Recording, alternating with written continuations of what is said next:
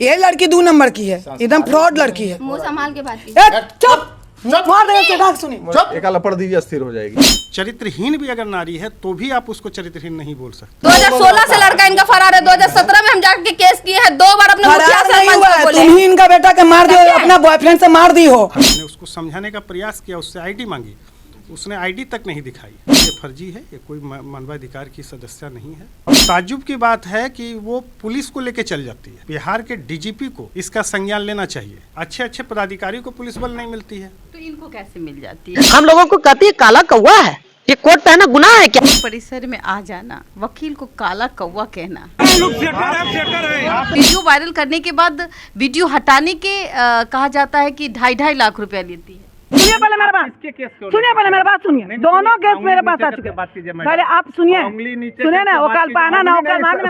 हवालात की बात है, वहाँ जो हवा आती है ना वो लात से ज्यादा चोट देती है, इसीलिए उसका नाम हवालात। हाथ धो के किसी के पीछे पड़ते नहीं है, पड़ जाते हैं तो छोड़ते नहीं है। मैरिज सर्टिफिकेट कहाँ है? संस्था में है, संस्था में है, संस्था में, ठीक है, मानवाधिकार में है। तो मानवाधिकार में है तो मानवाधिकार नोटिस इशू करेगी ना? नोटिस इशू ऑलरेडी कर चुकी है। मानवाधिकार आयोग की सदस्य अपने आप को बताती है। नमस्कार, आप देख रहे हैं देशवा न्यूज। मैं आपकी दोस्त, आपकी होस्ट बबीता मिश्रा। समाज में आए दिन आपने बहुत चीज़ें देखी होगी, लेकिन एक चीज़ें आजकल बहुत तेज़ी से वायरल हो रही है। वो एक समाज सेविका के आड़ में एक एक्सटॉर्शन का जो धंधा चल रहा है, वो कैसे चल रहा है। समाज की महिलाओं को उत्पीड़न से बचाने का काम कंचन मैडम करती है। जो मैडम कहा जाता है कि एक तरफा बात करती हैं। एक एनजीओ, प्राइवेट एनजीओ के नाम पे एक दुकान, जो आए दिन बिहार में हर जिले में वो जाती हैं और महिला से लेकर एक तरफा बात करती है। और इसी में एक महिला उसके पति से पैसा लेती है और उस महिला के घर जाती है। ये जमुई की घटना है। और लक्ष्मी के घर जाने के बाद गंदे गंदे गालियां और उसके बाद उसके घर में पूरे समाज के सामने बेइज्जती।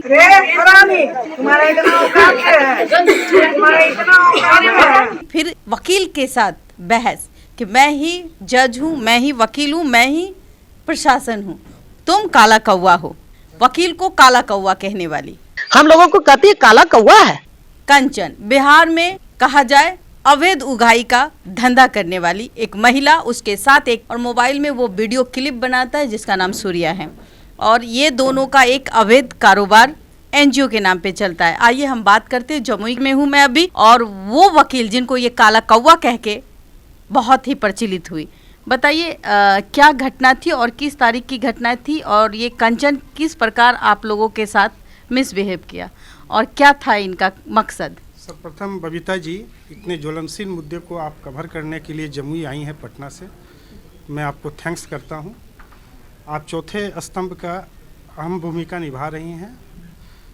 इसी प्रकार के ज्वलनशील मुद्दे को उठाना ही एक उद्देश्य होना चाहिए आप लोगों का रिपोर्टर लोगों का। ये जो घटना हुई थी ये 19/11/2024 की है। चूँकि मैं यहाँ जमुई विधिक संघ का महासचिव हूँ, हमारे एक कनीय अधिवक्ता थे सोनू कुमार जी, जिनका संजीव कुमार भी नाम है। उनकी एक क्लाइंट थी लक्ष्मी। पूर्व में उसके पति ने जब जमानत लगाई थी पटना हाईकोर्ट में, माननीय उच्च न्यायालय में, तो एक शर्त अधिरोपित की गई थी कि तुम अंडरटेकिंग देना निम्न न्यायालय में, और विद्वान निम्न न्यायालय अंडरटेकिंग को ग्रहण करने के बाद ही तुम्हारे पत्नी को तुम्हारे साथ जाने देगा। तो ये 1 साल पुरानी बात है, तो उसको उसने वायलेट कर दिया। उस वायलेशन के बाद वो किस तरीका से सोशल मीडिया के माध्यम से एक तथाकथित मानवाधिकार आयोग की सदस्य अपने आप को बताती है। मानवाधिकार नहीं है, एक प्राइवेट एनजीओ, वो खुद एक पीड़ित महिला है। मैं इसी पे जाऊँ। वो अपने आप को बताती है कि मैं मानवाधिकार आयोग की सदस्य हूँ या पदाधिकारी हूँ। मैरिज सर्टिफिकेट कहाँ है? संस्था में है, संस्था में है, संस्था में, ठीक है, मानवाधिकार में है। तो मानवाधिकार में है तो मानवाधिकार नोटिस इशू करेगी ना? नोटिस इशू ऑलरेडी कर चुकी है। जब वस्तुतः वो है नहीं, वो एक एनजीओ को फॉर्म कर ली है, और जहाँ तक मुझे जानकारी मिली है महज 1 साल पहले उसने कोई रजिस्ट्रेशन ले लिया है कंपनी एक्ट से। कंपनी एक्ट जो है एनजीओ का रजिस्ट्रेशन कैसे देती है, क्या उसका बायोलॉज ली थी, मेमोरेंडम ऑफ आर्टिकल क्या था, उसका आर्टिकल ऑफ एसोसिएशन क्या था, गॉड नोज, वो तो कोई दिखाती नहीं है। वो ये एक्चुअली में ट्रस्ट से भी होता है, सोसाइटी एक्ट के तहत भी होता है, रजिस्ट्रार भी करते हैं, सब रजिस्ट्रार भी करते हैं। तो एनजीओ को इसलिए दिया जाता है कि ये समाज में कुछ अच्छा काम करेंगे, लेकिन ये जो अपने आप में नाम भी अपना मैडम लगा लेती है, शायद ही कोई अपने नाम के साथ मैडम लिखना पसंद करे, जो भी हो कंचन मैडम अपने आप को बताती हैं।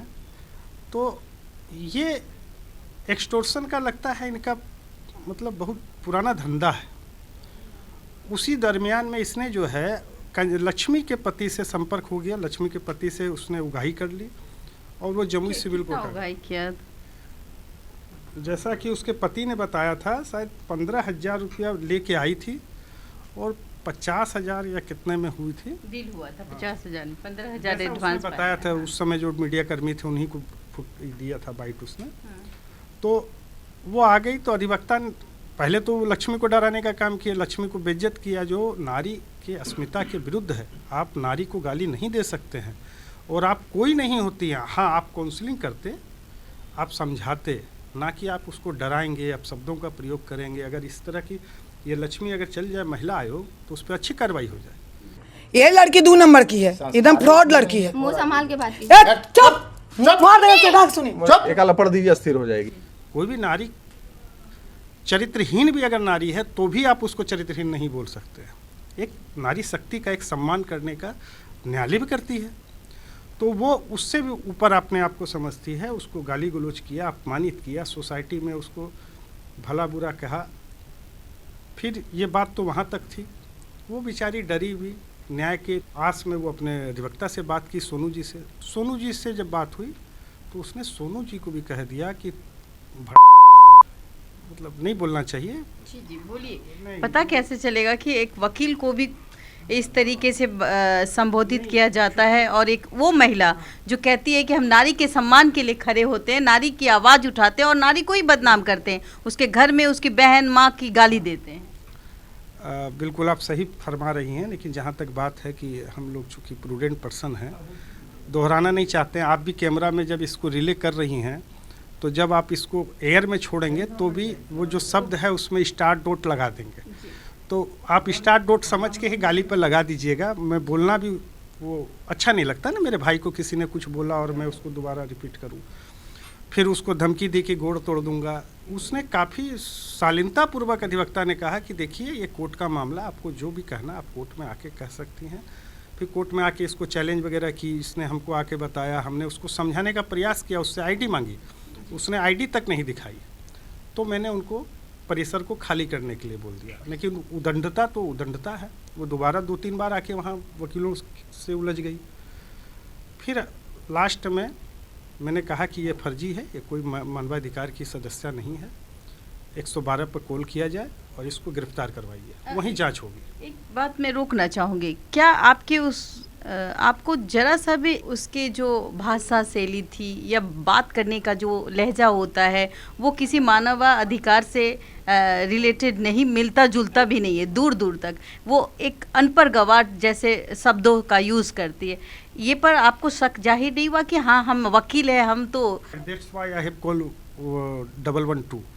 मुझे पता चल गया कि कोई भी पदाधिकारी इस तरह के शब्दों का प्रयोग नहीं कर सकता है, ना ही आपको पदाधिकारी समझती है और बताती है कि मैं पदाधिकारी। वो समझती है, लेकिन ना समझ व्यक्ति उनके बेचारे आ जाते होंगे झांसे में। लेकिन यहाँ तो विधि के बेटा लोग बैठे हुए, वो तो पकड़ लिए। अगर ये उस तरह की घटना और किसी जिले में करती किसी अधिवक्ता तो वहाँ पकड़ा जाती। तो ये तो धीरे धीरे न पाप का घड़ा भरता है। पहले वो रूरल एरिया में गई, फिर अर्बन एरिया में गई, अब वो कॉन्स्टिट्यूशनल एरिया में आ गई, तो वहाँ तो पकड़ा गई।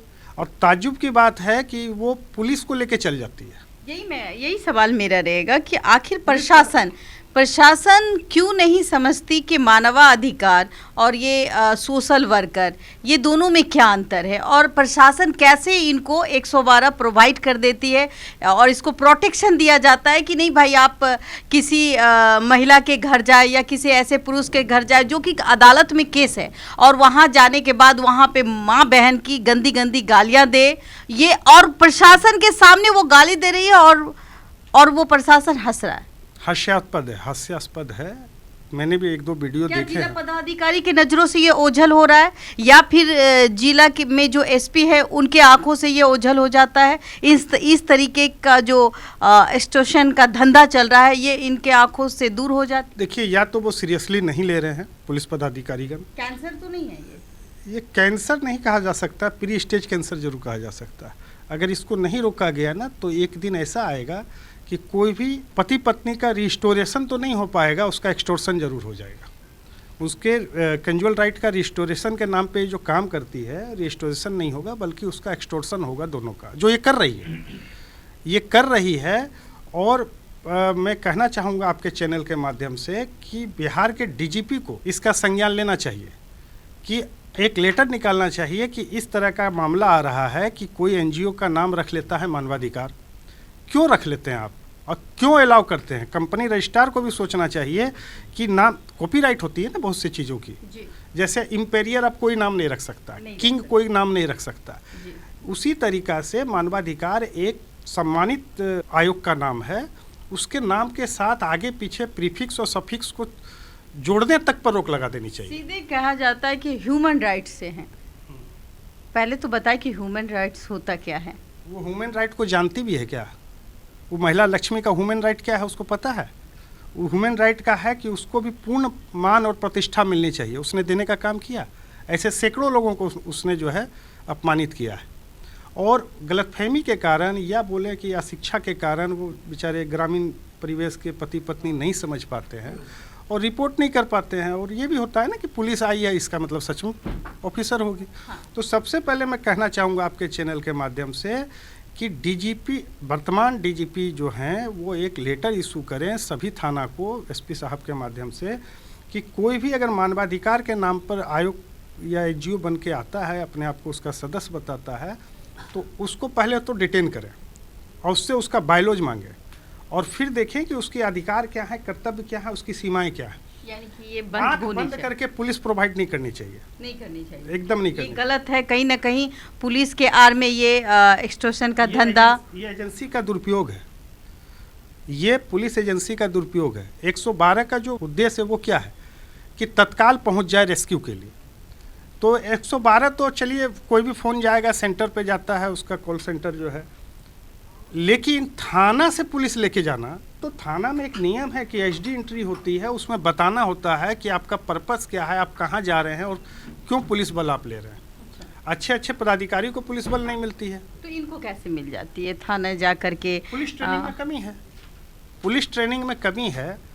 और कंपनी रजिस्ट्रार को भी इस पर ध्यान देना चाहिए। उन लोगों का जो आई कार्ड इशू हो रहा है वो पुलिस सिंबल का हो जाता है। अच्छा, मैं रोकूंगी। हाँ, ये सिंबल की मैं बात कर रही हूँ, जो ब्लू और ये रेड का सिंबल, ये पुलिस डिपार्टमेंट का होता है और ऐसे अभियोजन का होता है, हाँ, मानवाधिकार का होता है।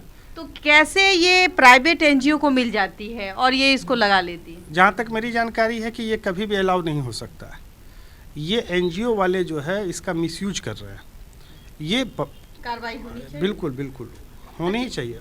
ऐसे एनजीओ का लाइसेंस को कैंसिल कर देना चाहिए। स्वतः संज्ञान लेके चीफ सेक्रेटरी को जो है कंपनी रजिस्ट्रार को चिट्ठी लिख के उसका कैंसिल कर देना चाहिए। कब रोकिएगा इस सबको? रोकिएगा नहीं तो क्या होगा? आने वाले दिन में अगर इस तरीका का परिपाटी चलती रही तब तो ना जाने कितने लोग इस धंधे को सीख जाएंगे। तो यही ना हो गया कि कभी सुना करते थे कि भाई एक कंचन मैडम फिर नहीं रहेगी, उसके बाद कितनी मैडम पैदा हो जाएंगी।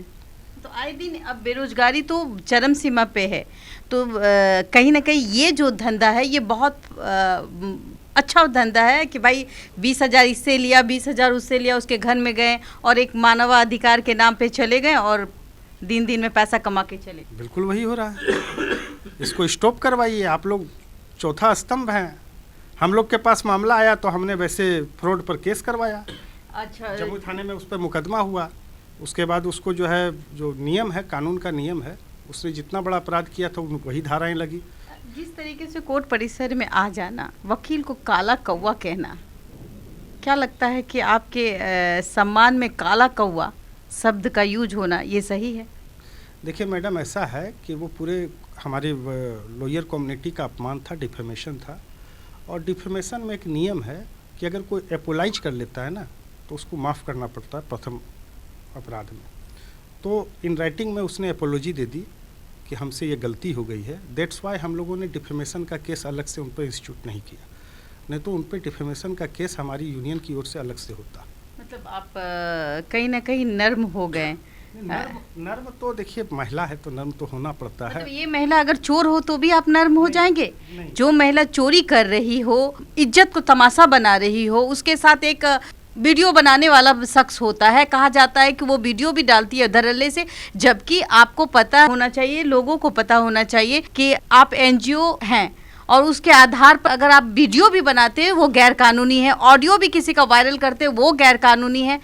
आप न्यूज़ एजेंसी नहीं हैं, तो फिर ये लोग वीडियो कैसे वायरल करती है? और वीडियो वायरल करने के बाद वीडियो हटाने के कहा जाता है कि 2.5 लाख रुपया लेती है। देखिए एजेंसी का मैं कह रहा हूँ कि अभी एजेंसी जो है सक्रिय नहीं है, उनका वीडियो एयर में है। उनके वीडियो को तो जिस तरीक़ा का डिफेमेटरी वीडियो रहता है वो सबसे पहले तो गवर्नमेंट को उसको बेंड कर देना चाहिए, उनकी आईडी को, उनकी आईडी को ही बेंड कर देना चाहिए। उनके आधार पर अगर इस तरीक़ा का कोई निकलता है सिम तो उसको मतलब यूट्यूब चैनल को एक चिट्ठी चल जानी चाहिए भारत सरकार की तरफ से कि ऐसे व्यक्ति का जो है यूट्यूब चैनल को क्रिएट ही नहीं होने दीजिए आप, ये पनिशमेंट है। और जहाँ तक आपने बोला कि नारी होने के कारण क्या आप माफ़ कर दिए, देखिए नारी होने के कारण एक सॉफ्ट कॉर्नर तो मिल ही जाता है।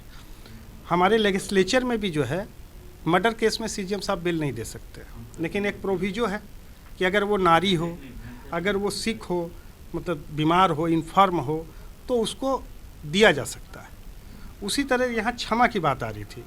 डिफेमेशन के केस में एक नोटिस देना अनिवार्य होता है कि आपने हमको डिफेम किया है, क्यों नहीं हम आप पर सूट लाएं। और अगर वो अपोलाइज कर लेता, कई नेता मंत्री का आपने सुना होगा कि आपके हमारे अरविंद केजरीवाल के साथ हुआ, राहुल जी के साथ हुआ, जहां अपोलाइज कर लिए वहां केस को ड्रॉप करना पड़ता है, और जब नहीं किए तो केस को इंस्टीट्यूट करके हम लोग प्रोसीड करते हैं, उसमें पनिशमेंट भी होता है। तो उनकी चालाकी बोलें या उनका जो भी बोला जाए, हो सकता है किसी लीगल एक्सपर्ट ने उनको समझाया होगा कि आप तो फंस रही हैं, तो अपोलाइज कर लिए, तब हमको एक बार तो बैकफुट पे जाना होगा। क्या लगता है जो अभी आपने केस किया है वो अलग है, वो अलग है? वो हमारे मेंबर ने किया है, सोनू जी ने किया है। सोनू जी ने उसमें वर्णित किया है, अपने क्लाइंटिस के साथ जो हुआ उसके प्रति दिया है, और जो उसने गाली गलौज किया है वो सब अलग है। ऐसे एनजीओ पर आप लोगों की एक यूनिटी होती है, उस यूनिटी के तहत क्या आप ऐसे एनजीओ पर रोक नहीं लगा सकते जो जिस तरीके से ये महिला का मनोबल दिन प्रतिदिन बढ़ता जा रहा है, ये रुके, इसका एनजीओ बंद हो पाए? देखिए हम लोग की जो यूनियन है, एसोसिएशन है या काउंसिल है, जो भी आप जिस भी नाम से जानती हैं, हम लोग प्रूडेंट पर्सन में आते हैं। हाथ धो के किसी के पीछे पड़ते नहीं है, पड़ जाते हैं तो छोड़ते नहीं हैं। अब बात है कि जमुई में उसका प्रथम अपराध था हम लोगों की दृष्टि में, हम लोगों ने अभी उस पर जो है क्रिमिनल केसेस इंस्टीट्यूट किए हैं। अगर हम लोगों के संज्ञान में या एयर में दोबारा उस तरह की बातें आती है कि ये नहीं सुधरी, तो हम लोग भी डिसीजन ले सकते हैं। यहाँ तक कि एक सिंपल सिटीजन के पास ये पावर है कि PIL दायर करके ऐसे एनजीओ पर वो कार्रवाई करवा सकता है। ऑनरेबल हाईकोर्ट पटना के पास ये पावर है कि इंडिया में उस ऐसे एनजीओ पर वो बैन कर सकते हैं। प्रधानमंत्री जी ने बहुत ऐसे प्राइवेट एनजीओ को बंद कराया, और यही कारण है कि कहीं ना कहीं धांधली हो रही थी। अब ये भी एक नया बिहार में आ गया, चूँकि शिक्षित लोगों की कमी है और रूरल इलाके में ये जाती है और बहुत आसानी से ब्लैकमेल करके पैसा ले जाती है। लोगों का कहना, आए दिन रोते हुए लोग फ़ोन करते हैं, चैनल में फ़ोन करने लगे जब से ये मामला बहुत ज़्यादा तूल पड़ा है जमुई का। तो क्या लगता है कि उनके साथ जो गुर्गे होते हैं, इन पे भी कार्रवाई होनी चाहिए? बिल्कुल होनी चाहिए। उन लोगों पर तो एक्सटॉर्शन का केस होना चाहिए। 120B के कॉन्स्पिरेटर हैं वो लोग, क्यों नहीं होना चाहिए? कोई माफ़ी के योग नहीं है। जो भी ठगी करेगा, आप भी ठगी करेंगे, हम भी करेंगे, तो हम लोगों पर भी केस होना चाहिए। वो एग्जाम्प्टेड पर्सन थोड़ी हैं, और उसने यहाँ जमुई में किया तो उन पर केस हुआ। तो कहते कि कोर्ट क्या है, थाना क्या है, प्रशासन क्या है? मेरा नाम कंचन मैडम है और साथ में एक सूर्या, क्या कहेंगे ऐसे लोगों? देखिए हमको तो लगता है कंचन का भावार्थी उनको पता नहीं होगा, न तो वो हमको तो लगता है किंचन टाइप की महिला रही होगी कभी, और एगो एनजीओ बना ली है। और देखिए कहने के लिए तो कुछ भी कहा जा सकता है ना। आप भी कह सकते हैं कि हम इंटरनेशनल मीडिया के एंकर हैं, लेकिन आपका विवेक है, आप जहाँ हैं उससे अपने आप को कम तोल के बोलती हैं। ये आपकी महानता। और जो उच्छृंखल किस्म के व्यक्ति होते हैं, हम वकील हैं सिविल कोर्ट के, हम कहें सुप्रीम कोर्ट में हम बहस करते हैं, हमारे सामने जो है राम जेठमलानी पानी पीता है, तो ये हमारी बेवकूफ़ी है। सामने वाले तो लोग जान ही रहे हैं कि बड़बोला है, बेवकूफ़ है। तुलना उससे करनी चाहिए जिसके लायक हम हों। तो मैं बता ही रहा हूँ कि उसको विवेक नहीं है, उसको एक बुद्धि आई है। देखिए, मैं आपको एक उदाहरण बताता हूँ। बिहार में एक ज़िला है सिवान, उसमें एक गांव है जीरोदेई। वहाँ के दो व्यक्ति जो है बहुत मशहूर हुए हैं। एक हुए हैं डॉक्टर राजेंद्र प्रसाद, जो हम लोगों के प्रथम राष्ट्रपति थे, और एक हुए हैं नटवर लाल जी, जो कि ऐसा नटवर लाल थे जो ठगी का जब नाम आता है तो उनका भी नाम आता है। तो उन्होंने अपने ब्रेन को लगा दिया उसमें, ठगी में, और डॉक्टर राजेंद्र प्रसाद जी ने लगा दिया देश के कल्याण में, है ना। वो भारत के राष्ट्रपति बन गए और वो भारत के नामचीन जो है ठग बन गए। तो ये तो उसका विवेक है ना कि वो किस रूप में अपना काम कर रही है। थोड़ा बहुत ब्रेन है तो ठगी में लगा दी। जिस तरीके से अगर वो एनजीओ में लगाती तो हो सकता है पद्मश्री भी मिल जाए। अच्छा एनजीओ के पर्सन को पद्मश्री भी मिलता है। ये कहूँगी जिस तरीके से एक रात हवालात पूरी शाम तक रहना किसी महिला के लिए, और वो महिला जो कि अपने आप को डीएम से ऊपर समझती है, आपने उनको एक रात हवालात में रखवा दिया, तो क्या लगता है कि इन हवालात से वो सुधर जाएगी, या फिर उनका नशा चूर हो गया, या फिर वो इंतज़ार कर रहे कि हाँ मीडिया और वकील ये दोनों चुप हो जाए तो फिर मैं स्टार्ट हो जाऊँ? देखिए, वकील को तो मैनेज करना मुश्किल है, और हमको लगता है आपके जैसे सजग मीडिया कर्मी को भी मुश्किल है चुप कराना। बाकी का मैं जानता नहीं हूँ। और जहाँ तक हवालात की बात है, वहाँ जो हवा आती है ना, वो लात से ज़्यादा चोट देती है, इसीलिए उसका नाम हवालात। अब 24 घंटा में जो हवा वाले लात उनको पड़े, नहीं सुधरे तो हम नहीं कह सकते हैं, लेकिन उम्मीद करते हैं ईश्वर उनको विवेक दे, बुद्धि दे, सदकर्म करें, अच्छा कर्म करें, नया एनजीओ बनाएं और वास्तविक में बढ़िया काम करके कोई बढ़िया अवार्ड लें, ना कि ऐसा अवार्ड लें जिसमें सेंटेंस मिल जाए, मतलब पनिशमेंट मिल जाए, मतलब जेल हो जाए। बेल होने का मतलब ये नहीं है कि आप फ्री हो गए। क्या एनजीओ पैसे ले सकती है? एनजीओ जो इन्होंने दुकान खोला है, सॉरी टू से एनजीओ कहूँगी मेरे दर्शकों को कि एनजीओ का मतलब होता है निस्वार्थ भावना, जहाँ पैसे का लेन देन नहीं होता है। लेकिन ये तो पैसे लेकर के रजिस्ट्रेशन, जैसे आप डॉक्टर के पास जाते हैं तो वो 1000 की फ़ीस लेते हैं, तो यहाँ भी एक सर्टन फीस होता है 1100, 2100 ये एनजीओ पे। क्या ये एनजीओ 1100, 2100 उसके बाद कहीं जा रही है तो 50,000, ऐसा होता है क्या? नहीं ले सकते हैं आप। एनजीओ में कोई भी कार्य के लिए कोई भी फीस नहीं ले सकती हैं। हमें लगता है कि उसने कोई क्लाउज डाल दिया होगा डोनेशन के नाम पर। अच्छा। अथवा वो उस तरह का रिसीट काट रही होगी या नहीं भी काटती होगी, गैरकानूनी तरीका से एक्सटोर्ट करके रुपया ले लेती होगी, चीटिंग कर लेती होगी पर्सन्स को। उसको होनी चाहिए, बिल्कुल होनी चाहिए। ये पूरे प्रकरण की जांच होनी ही चाहिए। और मुझे ऐसा लग रहा है कि ये 20 और नहीं फैल गया हो, कुछ तो सामने आ गए हैं। एक एनजीओ सामने आ गए हैं। ऐसे कितने एनजीओ चल रहे होंगे मानवाधिकार के नाम पर? उनके नाम को भी चेंज करना चाहिए। एक ऑर्डिनेंस की आवश्यकता है, और ये आप लोगों के माध्यम से समुचित सरकार तक पहुँचे। और इस पर सरकार, वो लोग भी बहुत विवेकी होते हैं, पदाधिकारी, चीफ सेक्रेटरी, सेक्रेटरी, डायरेक्टर, उन लोगों को अपने स्तर से इस पर मतलब बढ़िया दिशा निर्देश जारी करना चाहिए। मैं कोशिश करूंगी कि आपके माध्यम से या मीडिया के माध्यम से मैं खुद डीजीपी सर से बात करूंगी और उनको संज्ञान में दूंगी। अगर ऐसी बातें हैं तो वो जांच करवाए ऐसी एनजीओ पर जो कि अवैध उगाही के मामले में आए दिन गरीबों को लूटती है। निवेदन होगा कि आप कंपनी रजिस्ट्रार से भी करें और सेक्रेटरी से भी बात करें, क्योंकि लाइसेंस जो होता है, लाइसेंस तो नहीं होता, रजिस्ट्रेशन जो होता है वही लोग इशू करते हैं। तो वो लोग एक क्लाउज उसमें जोड़ दें कि आप, हाँ जी, कि आप इस तरह का नहीं करें, इस तरह का नाम का प्रयोग नहीं कर सकते। आप सेवा संस्थान बनाइए ना, मानव सेवा संस्थान बनाइए। मानवाधिकार आयोग, मानवाधिकार शब्द ही क्यों यूज कर रहे हैं आप? वो शब्द यूज ही नहीं किया जाता। नहीं करना चाहिए। उसकी लोगो जो है उसको बैन कर देना चाहिए कि आप इस तरह का लोगो नहीं बना सकते। इस तरह का पार्ट ब्लू और पार्ट रेड जो पुलिस का कलर है उसको आप आईडी में यूज ना करें, ताकि पुलिस भी भ्रमित ना हो। अब पुलिस को स्पेशल ट्रेनिंग की आवश्यकता है। वो कम से कम वो तो हो गए हैं, लगता है प्रशासन कच्चे नहीं हो गए हैं। प्रशिक्षक जो है उनको प्रशिक्षण देने में जो है चूक कर गए हैं।